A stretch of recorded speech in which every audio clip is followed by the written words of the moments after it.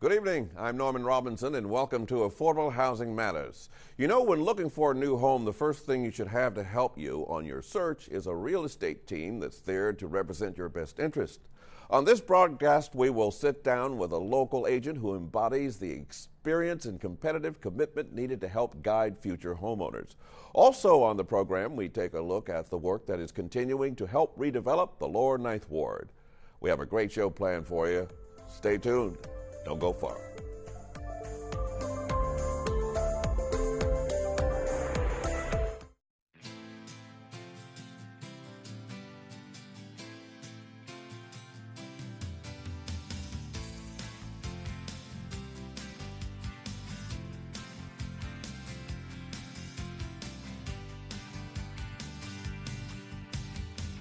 Saturdays at 2 p.m.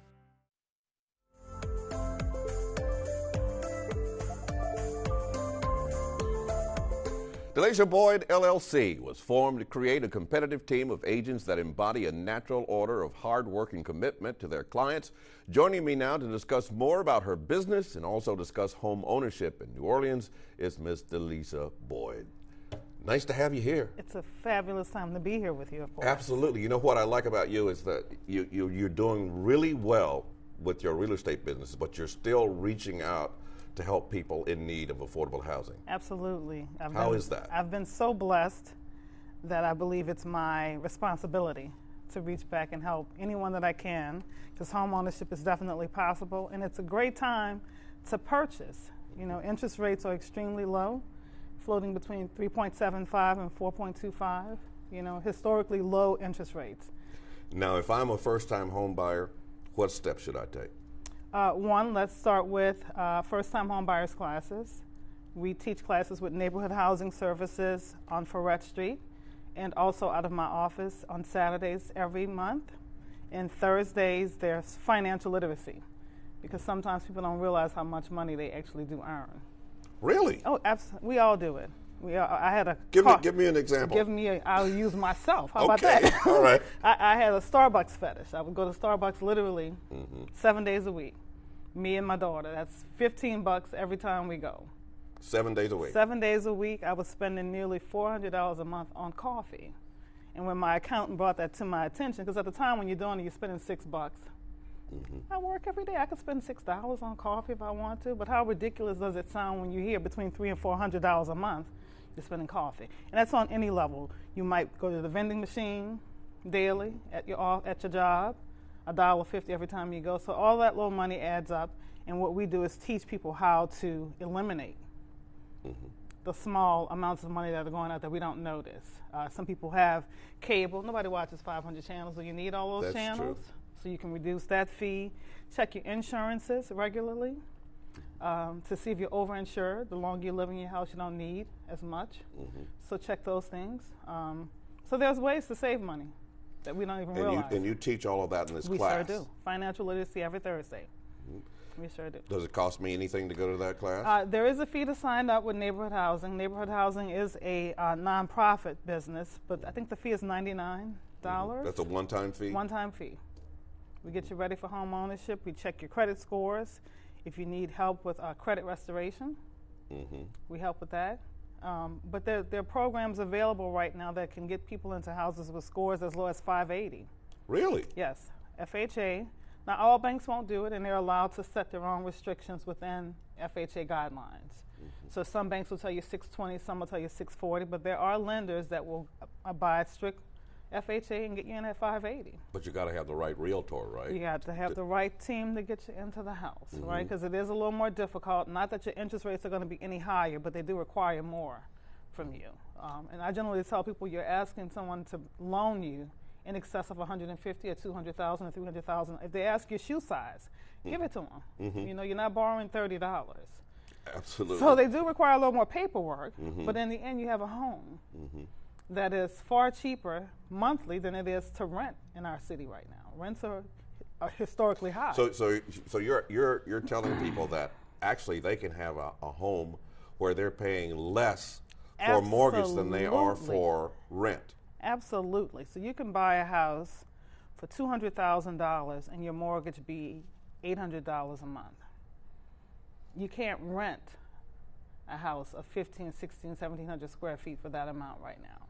Rents $1,500 to $2,000. You can definitely own a home with a backyard, fenced in for your family versus being in an apartment, paying, $1,200, $1,500 a month.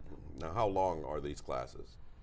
The classes are a month, but you get a certificate at the end, which then helps you apply for the different grants and bonds that are available. So the City of New Orleans has funds available right now, up to $30,000 to qualify buyers, with $5,000 in closing costs, so $35,000 total. Jefferson Parish has some money available, up to $35,000 for first-time home buyers. Kenner has up to $50,000, and then the state is going to release Louisiana Housing Corp next month. We're in November 1st. Yeah, okay, we're in. So we're in November. Yeah. This month, they're going to drop a $50,000 home buyers assistance. Now, their credit score requirement is 640. All right. To get in. How hard is that for? It's not really. It's usually small things that people have on their credit that they've ignored for years. A lot of hospital costs that nobody's ever took the time to go contest or get off or whatever. So it's usually small things. Cox, cell phone bills, nothing that'll take you an enormous amount of time to overcome. It might take you 3 months to get over it, but let's take the 3 months. So 3 months are going to come whether you start the process or not. So you may as well start the process. So at the end of the 3 month span, you can then get into the home of your dreams. You talked about the grants being available for home purchase. The grants are. How do you qualify for those? How do you apply for those? So once again, you need the right team to assist you with that. Not all lenders are going to be approved for those grants. So there's a list, and they can feel free to call our office at any time to get that list. Neighborhood Housing Services is one of the approved home buyers association people to help you get into that process. So it is a process. You can't just walk up and say, I want it, but it's available, and it is income driven. So it's there to assist. It's like a bridge to help those who are financially not challenged. Financially challenged. Yeah. So what kind of planning process should I structure for myself? This is you're talking about a process. This is not something that I just show up and say, "Hey, look, I want a loan." You can't. You're talking about you have to have a strategy. So how do I go about devising a strategy? The beginning stages is literally to call Neighborhood Housing Services or my office and get signed up for those classes. Those classes will literally lay out the full lay of the law on how they want you structured into going into these houses. They're not going to just let you come in and apply for the grants or the bond money without being taught how to own a home. They want you to understand the process of home ownership, which includes having your home inspected, the maintenance of your property, again, the financial literacy of it so you can afford to stay there and budget your money so you can pay your mortgage monthly on time. So the process to me is something that we should all know anyway. I think it should be taught in schools, really. How to budget and balance funds, how to invest in yourself. It is an investment, but then you have something to leave when you do expire. No question, because home ownership is the foundation, building block, absolutely. Foundation for wealth. Yes, absolutely. So how do I go about developing a relationship between an agent, a realtor, and a bank? I know nothing. Just say I'm just a total novice when it comes to property, and especially home ownership. Right. What's the first step? I would still say, again, I sound like I'm plugging my company, but I am, right? The first step would be to call and interview any agent, whether it's an agent from my company, and we're almost at 50 agents now in our New Orleans market, and we have agents in our Baton Rouge office as well. But interview. You don't want just someone who's a realtor. You want someone who understands the business of real estate, right? So location is going to be also great on where you buy, purchase. You don't want to go in to a home where you're already topped out on where your equity can go. You want to buy into an area that's going to continue to grow, hopefully. It is an investment. Can we guarantee anything? No, we can't.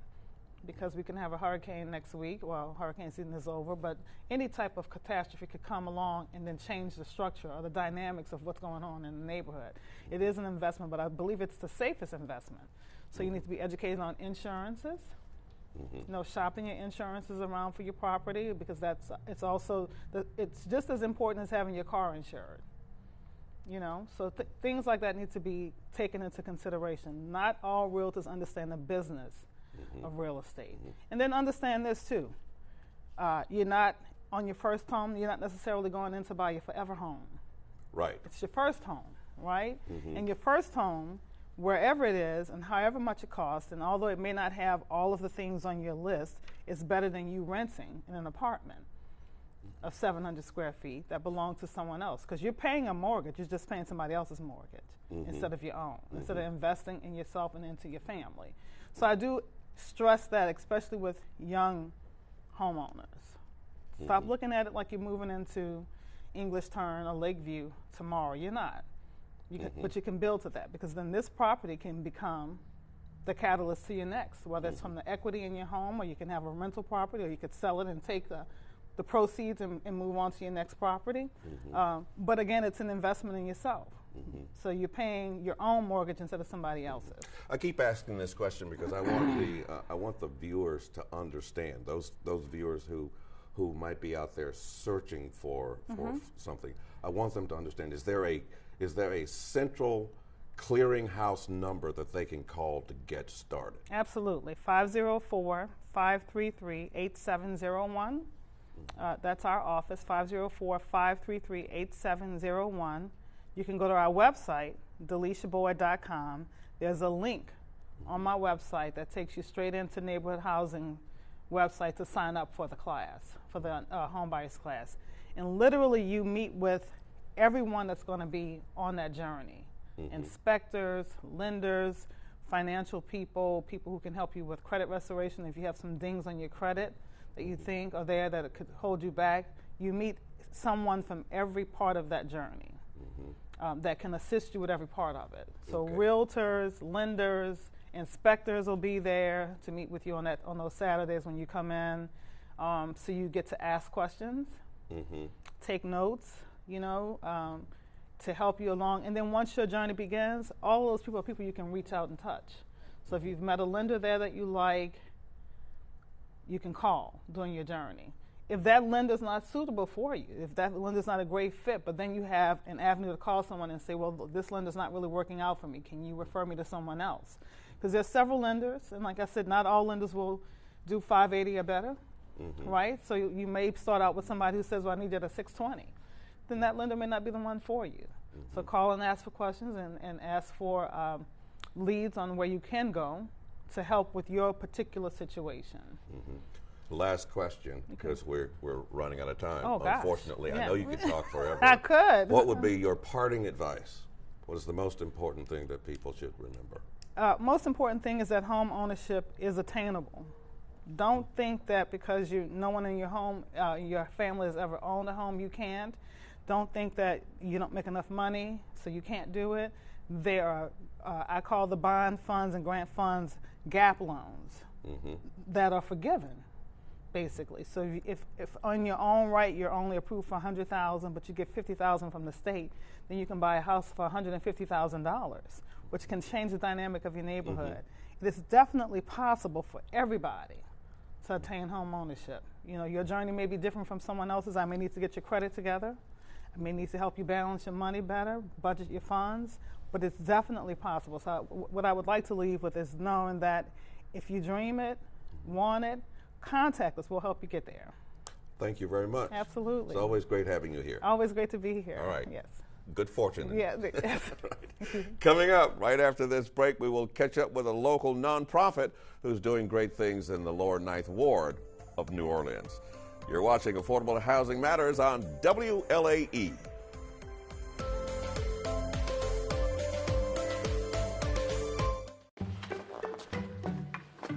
Why don't you ever see elephants hiding in trees? Because they're really good at it.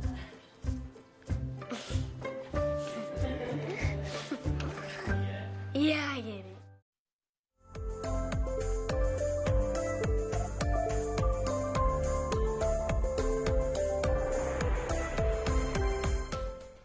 Lower Ninth Ward Homeowners Association works to protect and preserve affordable home ownership and advocate for resident-driven redevelopment through policy recommendations at the local, state, and federal levels. Joining me now to further explain their mission is Ms. M.A. Sheehan, Director of the House the 9 program for the Lower Ninth Ward Homeowners Association.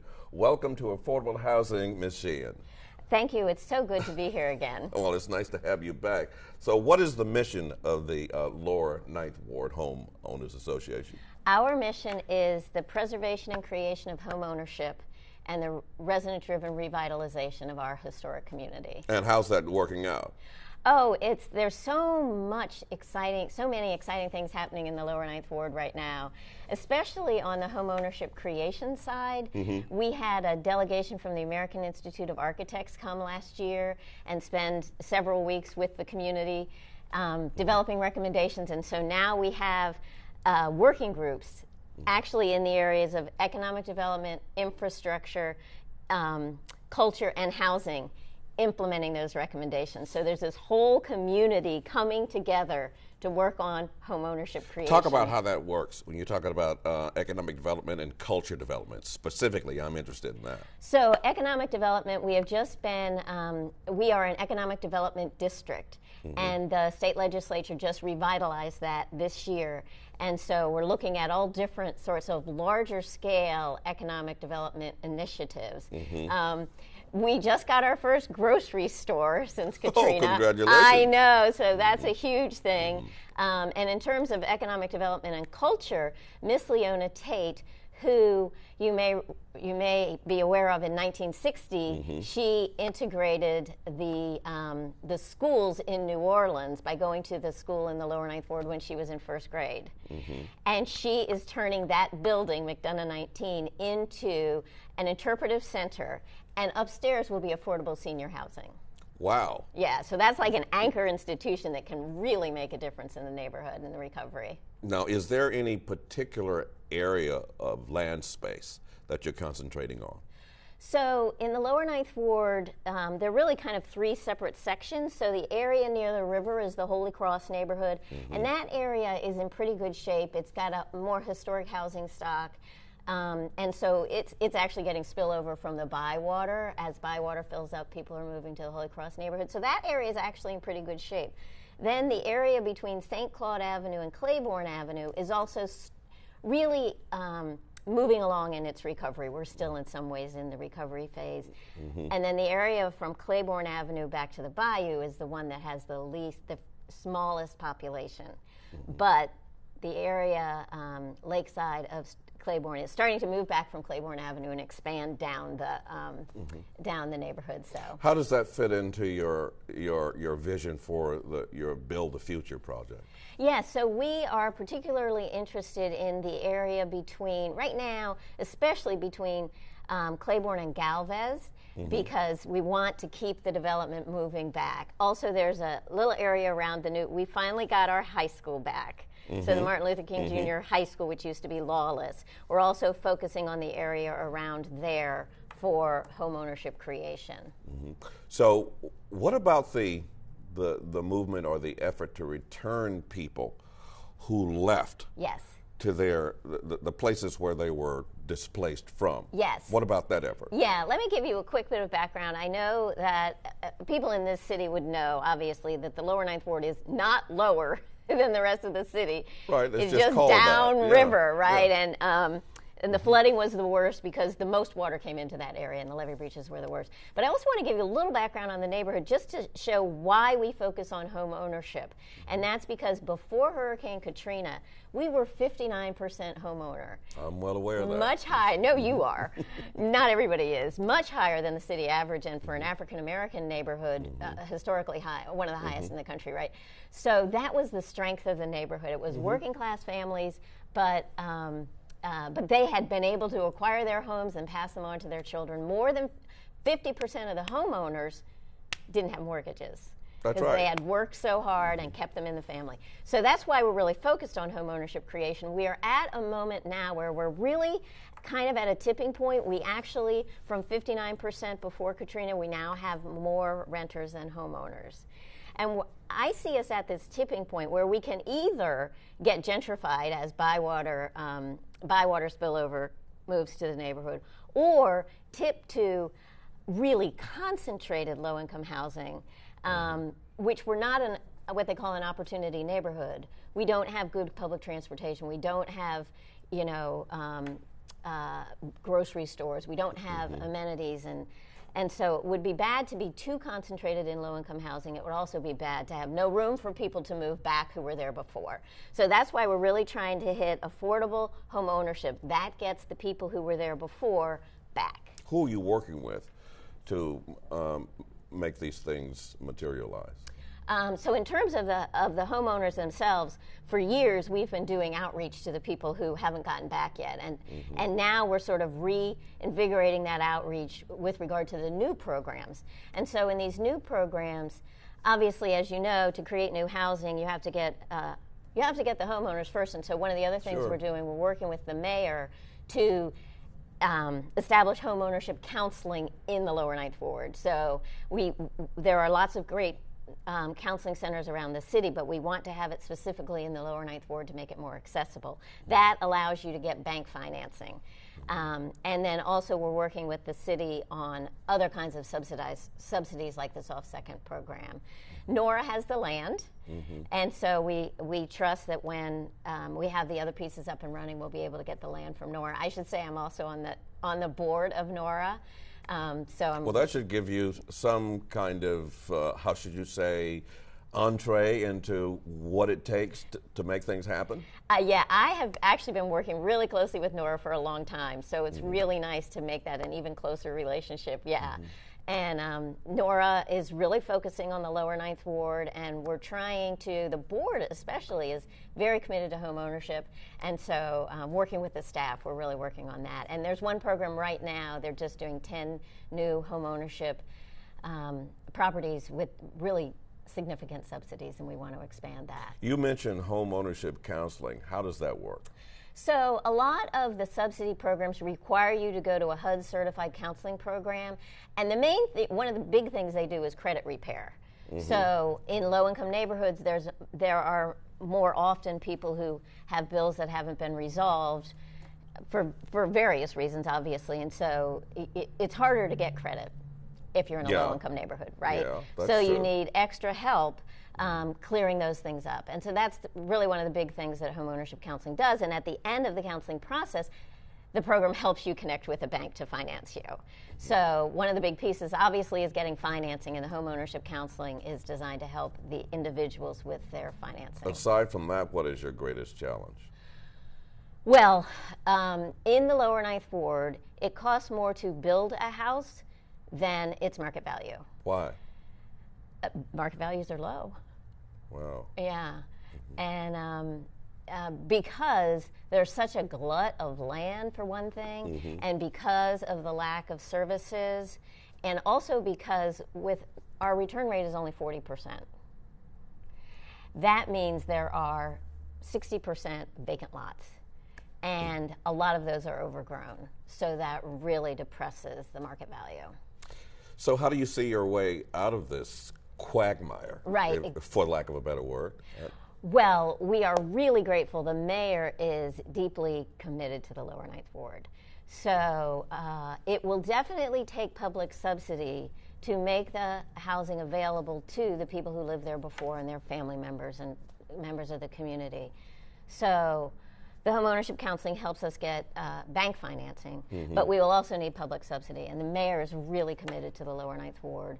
So we are going to work with her to make that happen. So what changes at the state level are now being pursued in an effort to help get you guys, how should you say, more help? Right, exactly. There are state community development block grants. A lot of them come directly through the city, so it would be kind of working with the city to go to the state on those. There are also the Louisiana Housing Corporation also has some funding that we will start a dialogue with them on. The other thing I should mention on the state level, the other thing that we do in addition to creating home ownership is try to help the people who are already homeowners, help them keep their homes. And, because it's cheaper to keep a home than to lose one, right? And to create a new one. So we have an issue with the state on that, which is that people who received a road home grant but either didn't return home or didn't elevate, if they got elevation, are being sued for return of their grant. And that means there are liens being put on their properties. This is all over the state, including in the western part of the state where they were especially hit by Rita. People are facing this. So we are fighting off lawsuits from road home. So I would imagine that that's a giant obstacle for getting people back. Yeah, if you're trying to get back to your own property, yeah, and it has a lien on it for $100,000, you're not going to get financing. Wow. Right. So, or if you're in your home, but you didn't elevate it, then you also get a lien on your property. And then you can't get, you can't get a home equity line, and it's hard to pass it to your children, and it's not just bad for those people, it's bad for the neighborhood. Road Home was supposed to prevent blight and disinvestment. By putting liens on all these properties, and it's all over the city, they're creating blight and disinvestment. So how much of a percentage of the property that exists in the lower 9 fall into that category? A lot? It could be. Well, no, I don't have that number at my fingertips, but I could calculate it. But yes, a lot. I'm saying maybe of the people who elected Road Home, only about half of them got home. And that was more than half of the neighborhood. So maybe in the range of 20%, That's still huge. That's still significant. Yeah. So we've been asking the state Office of Community Development to work with us on thinking of other ways to address the issue.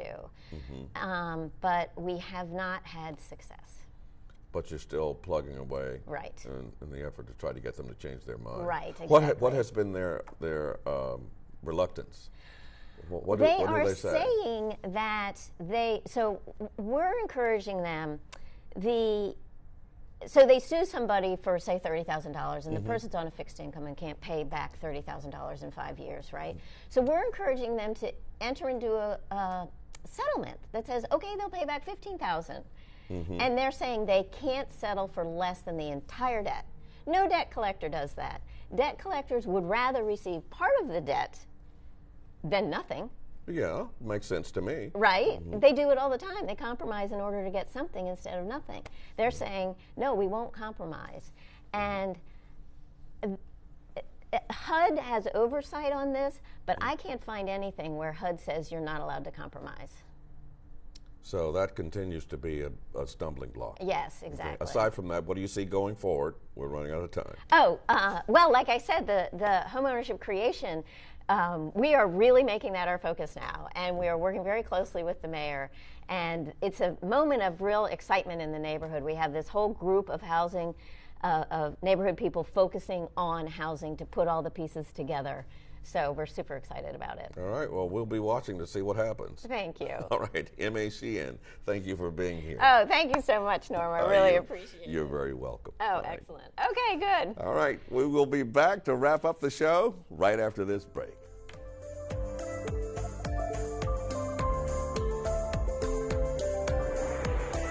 Can I tell you a cat joke? Just kidding.